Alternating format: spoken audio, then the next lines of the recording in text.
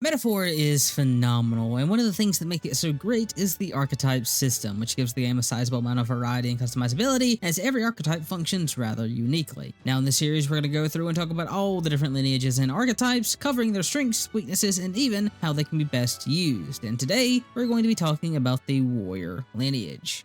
The warrior lineage consists of 3 separate physical archetypes that primarily focus around the slashing damage type. They all share a resistance to fire and a weakness to wind. But with that, let's go through and cover all their different abilities, beginning with the titular archetype, the warrior. So warrior as an archetype mostly focuses around single target damage. Its first ability, diagonal slash, is a weak single target slashing attack. Its second ability, Slicer, is another single targeting slashing attack that hits anywhere from 2 to 4 times. And the last ability is Critical Slash, which is a weak slashing attack, but has a lower chance of hitting. Alongside their actual abilities, they also have access to 2 very powerful passives in Heat Up, which is their lineage passive that increases physical attack skills by 10% at base power and around 20 to 25% at its maximum. And the other is Slash Boost, which simply increases all slashing damage by 20%. But with that, let's now quickly go over their synthesis skills. Round Slash is a weak slashing AoE. Bamboo Splitter is a single target slashing attack that deals heavy damage, and if it manages to get a kill, will refund a turn icon. And Peerless Stone Cleaver is the same as Bamboo Splitter,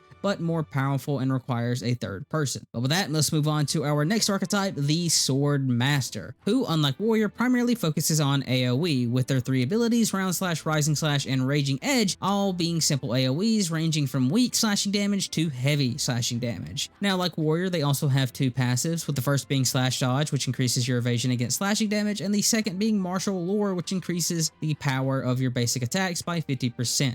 As for their synthesis skills, Vorpal Blade is an AoE slashing attack that deals extreme damage and lowers enemy attack. Phantom Sword Swarm is a single target slashing attack that deals medium damage 4 to 6 times, and as a bonus, if you get a kill, it refunds a turn icon. And like Warrior, they also have access to Bamboo Splitter and Peerless Stone Cleaver, which are the exact same. And now we move on to our last archetype, the Samurai, which is kind of a mixture of the previous 2, having both powerful single target and AoE. Now, Samurai only has access to 2 attack skills, with the first being Giant Slash, which is a single target slashing attack that deals medium damage, and the second is Thunderblade, which is an electric physical AoE that deals heavy damage. After their attack skills, they have 2 buffing skills, both of which increase a stat to maximum, with Concentrate boosting attack and Unwavering Blade boosting evasion/hit chance. And finally, they have 3 passives. Attack Lore increases the user's attack by a single stage at the beginning of battle. Regenerate 3 recovers HP every turn, and Sturdy Stance halves all damage but removes the ability to dodge. As for their synthesis skills, Crimson Moon Sword Art is a severe slashing AoE that can inflict charm, Windblade is an extreme physical wind AoE, and like its predecessors, it also has access to Peerless Stone Cleaver and Phantom Sword Swarm. But with that, we've covered all their abilities, so let's now move into the pros and cons, beginning with Warrior and their strengths. Warrior has access to some incredibly powerful abilities in Heat Up, Slicer, and Slash Boost, all of which are strong inherits for a variety of different archetypes, especially those in the same lineage. Next, Warrior is one of the best physical archetypes for the early section of the game and is able to stand on its own strength, meaning it doesn't need things like Lineage or Synthesis parties. Lastly, because its default kit is rather powerful, they have more freedom when it comes to their inherits. And now we move on to their weaknesses. Unfortunately, slash damage is likely the weakest physical damage type, with a sizable number of enemies having resistance or outright immunity to it. And as an extra negative, very few enemies are actually weak to slashing. Next, Warrior can struggle with MP, as Slicer is rather expensive early on. And lastly, the only non-inherited AoE they have access to is through their Round Slash Synthesis, which is a bit on the weaker side, especially when compared to the other available options. But with that, let's now move on to Swordmaster. Again, beginning with their strengths. Considering the whole idea of Swordmaster is AoE, they of course excel at dealing with multiple enemies. And obviously their AoE attacks are decent inherits for other physical-based archetypes that lack AoE. Their second and last strength is Phantom Sword Swarm and Vorpal Blade, both of which are incredibly powerful synthesis skills and are the main reason you'd want to use them. But with that, let's now talk about their weaknesses. Since they're focused on AoE, they have little single target damage available without inherits or their synthesis skills. Speaking of which, in order to use both of their strongest synthesis skills, you have to commit 2 separate party slots until you unlock Summoner. This means that party comps are rather limited if you want to take advantage of both of those skills. And lastly, like Warrior, their only innate damage type is Slashing, which as we covered, is a bit on the weaker side.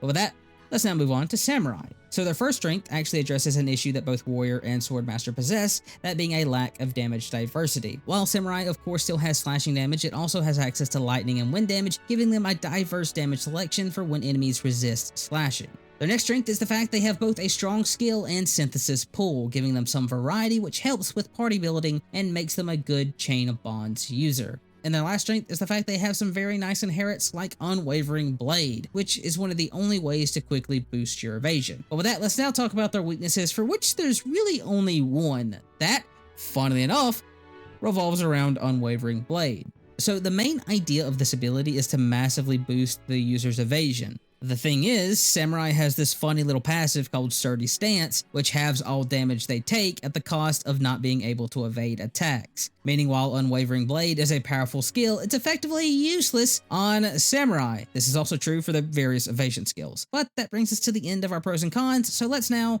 talk about some builds. So starting with Warrior, there are 3 builds I have to share. The first is the All-Rounder, which aims to cover all the physical damage types and can be slotted into any party. The inherits that you'll want for this build are Shield Arts from Knight and or Perfect Punch from Brawler to cover striking, Heavy Rush from Magic Knight to cover piercing, and Gold Attack from Merchant for when enemies are immune to physical. The aim of this build is to hit any and all physical weaknesses, and when none are available, you can either spam Slicer or use Gold Attack if they're outright immune.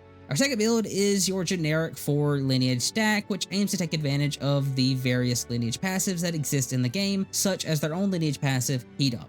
The inherits that you'll want for this build are Brawler's Diligent Discipline for improved crit chance, and Healer's Insight from Healer for passive healing.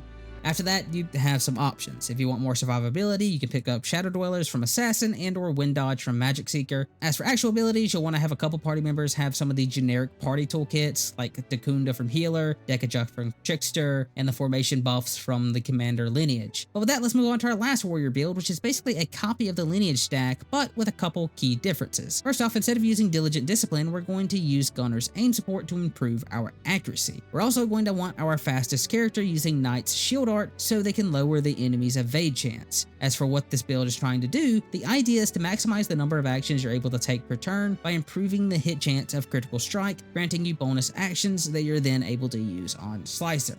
But with that, let's now move on to Swordmaster. Now there's really only one decent build for Swordmaster, and that is a Synthesis Spam build for Sword Swarm and or Vorpal Blade. Which means unless you have access to Summoner, you'll have to dedicate 2 separate party members to give you access to both skills. As for inherits, there are really only 2 that you actively need. Since all their damage is slash based, you'll obviously want to get slash boost from Warrior, and with it being a synthesis build, you'll also want to pick up Arcane Unity from Wizard to boost your synthesis damage. Lastly, let's talk about Samurai. So first off, the synthesis build used for Swordmaster can be completely copied for Samurai since they too have a strong synthesis pool, though some notable additions would be short range boost from Destroyer and front boost from Warlord. They also do well with a generic Lineage stack, using Slash Boost and Heat Up alongside things like Sense of Kinship from Berserker, Short Range Boost from Destroyer, or if you want crit, Diligent Discipline. You should also have at least one person with Front Boost, and thanks to Concentration, the formation skills aren't as necessary. Though Dekaja and Dakunda still have some value, and another skill to consider running is Vidyartha from Trickster, as it's a very potent debuff that will both improve your survivability and damage.